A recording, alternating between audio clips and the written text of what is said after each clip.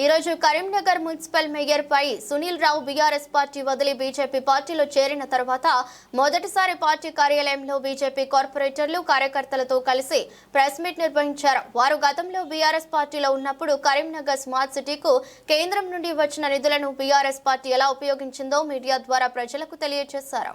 లాడ్జ్లు book చేసే శక్తి లేదు మాకు, పెద్ద పెద్ద ఆర్టిస్టులను తీసుకొచ్చే శక్తి లేదు మాకు, లక్షల రూపాయలు ఖర్చు పెట్టి ఆర్టిస్ట్ తీసుకొచ్చి ఇక్కడ అది చేసే శక్తి లేదు మాకు. ఏం చేస్తామని మీకుండొచ్చు ఆ శక్తి. కాబట్టి ఇప్పటికైనా మీరు నా నిర్ణయం నా వ్యక్తిగతం. నేను బీఆర్ఎస్ పార్టీని ఒక్క మాట కూడా క్రిటిసైజ్ చేయదనుకున్నా, ఇప్పటివరకు కూడా చేయలేదు. రాబోయే రోజుల్లో పొలిటికల్గా తప్పకుండా మాట్లాడతాం.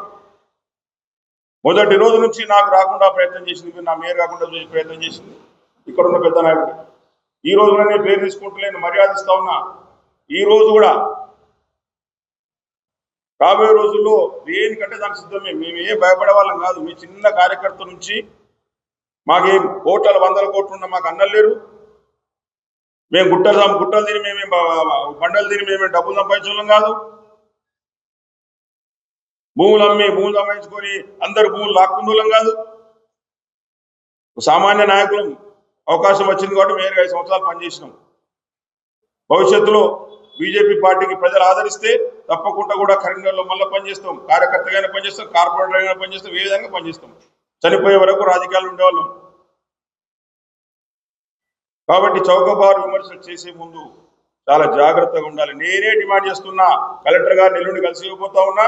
కలెక్టర్ గారు విచారణ చేయాలి, తప్పకుండా సర్వీస్ చేసి ఎవరు తప్పు చేస్తే, ఎవరు అక్రమాల పాల్పడితే ఎవరికి చర్యలు తీసుకోవాలి. ఎట్ ద సేమ్ టైం నేను రేవంత్ రెడ్డి గారిని డిమాండ్ చేస్తా ఉన్నా. మీరు బీఆర్ఎస్ పార్టీ అవినీతి పార్టీ అంటా ఉన్నారు, బీఆర్ఎస్ పార్టీ నాయకులు అవినీతి చేసినట్టు ఉన్నారు. గత 10 సంవత్సరాల కాలంలో కరీంనగర్ నియోజకవర్గంలో జరిగిన ప్రతి పని మీద విచారణ జరిపించాలి. ఈ ఇసుక కారు మీద సెంట్రల్ విజిలెన్స్ కూడా కంప్లైంట్ చేయబోతా ఉన్నా. ఈ ఇసుక ఇరిగేషన్ ప్రాజెక్టుల పేరు మీద హైదరాబాద్ కు తీసుకెళ్లి రోజు 100-200 లారీలు అమ్ముకొని, ఒక్కొక్క లారీ ₹1,00,000 అమ్ముకొని రోజు 1 కోటి నుంచి 2 కోట్లు సంపాదించిన చరిత్రలో వీళ్ళయి. ప్రతిరోజు ఈ విధంగా డబ్బులు సంపాదించుకొని ఈ విధంగా చేసుకోండి. కానీ ఇంకో మీద బట్టగాల్సి పడేసి మీద పడేస్తే ఎవరు ఊపుకునే పరిస్థితి ఉండదు. తప్పకుండా కూడా సెంట్రల్ బిజినెస్ కి విచారణ చేస్తాం. ఈ ఇసుక కార్యాల మీద ఎక్కడ ఏ డిపార్ట్మెంట్ అడ్వాంటేజ్ ఏదో గతంలో చెప్పిన కరీంనగర్ జరిగిన ఏ కార్యక్రమంలో ఏ విచారణకైనా చేసుకోండి అని చెప్పినాం. ఈ రోజు కూడా రికార్డు చెప్తా ఉన్నాం. ఎల్లుండి జిల్లా కలెక్టర్ గారిని కలిసి మేము దరఖాస్తు కూడా ఇవ్వబోతా ఉన్నాం. ఈ రోజు ఇంత చౌకబారండి. ఒక మేయర్ రేపు తెల్లారితే మేయర్ పది అయిపోతుంది. దానికి బీఆర్ఎస్, కాంగ్రెస్, ఎంఐఎం అందరు కలిసి అవిశ్వాస తీర్మానం పెట్టే ప్రయత్నం చేస్తారు. ఏ మెసేజ్ ఇస్తా ఉన్నారు మీరు కరీంనగర్ నగర ప్రజలకు? ఏం ఆలోచిస్తా ఉన్నారు మీరు? నేను తప్పు చేస్తుంటే బీఆర్ఎస్ పార్టీ అప్పుడు కనవలేదా మీకు? నేనేమన్నా అక్రమాలకు పాల్పడితే నేను బీఆర్ఎస్ పార్టీ ఉన్న రోజు కనవలేదా మీకు? ఈ రోజు కనబడతా ఉన్నాయా? చూస్తాం. నేను ఛాలెంజ్ చెప్తున్నా. ఈ రోజు పత్రికా విలేకరుల సమావేశంలో సింగిల్ డిజిట్ వచ్చే ఎన్నికల్లో బీఆర్ఎస్ పార్టీకి సింగిల్ డిజిట్ దారి కూడా చూసే ప్రయత్నం చేస్తాం ఈసారి కరీంనగర్ నగరంలో. ప్రజలందరూ గమనిస్తా ఉన్నారు, ప్రజలందరూ చూస్తూ ఉన్నారు.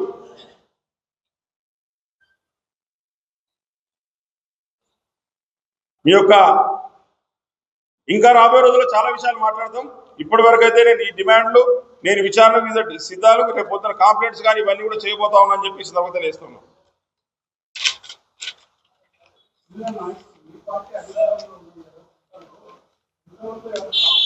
నేను